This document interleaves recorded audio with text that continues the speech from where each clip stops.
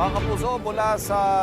Welcome Rotonda ay tayo nagtungo dito sa Menjola para abangan ang grupong Manibela na magsasagawa ng kilos protesta dito sa Menjola sa kanila ikatlo at huling araw ng Tigil Pasada. Sa ating pakikipag-usap kay Ginoong Mar Valbuena kanina, hindi sapat sa kanila ang ginagawang mga hakbang ng gobyerno tulad ng ayuda at maging yung mga bagong inanunsyo na diskwento sa krudo para sa mga jeep at bus at gayon din ang service contracting na hindi pa naman daw talaga gumugulong ng maayos hanggang sa ngayon.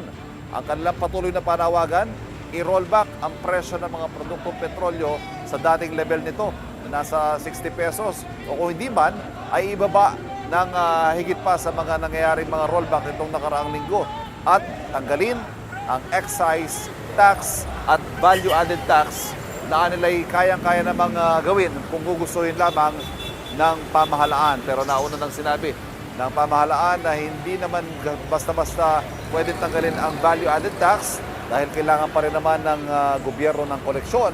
para tustusan ang ibang mga proyekto para sa ibang mga sektor ng lipunan na apektado rin naman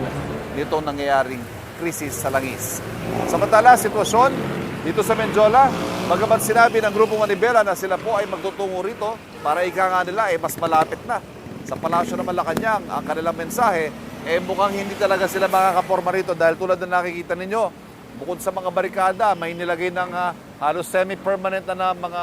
dingding na yero at meron pang mga malalaking mga barbed wire dito sa Menjola at mukhang hindi talaga sila makakalapit dito sa Palasyo ng Malacanang. Sa kasalukuyan, normal pa naman po ang dali ng trapiko rito, dito sa bahagi ng Ligarda at normal naman ang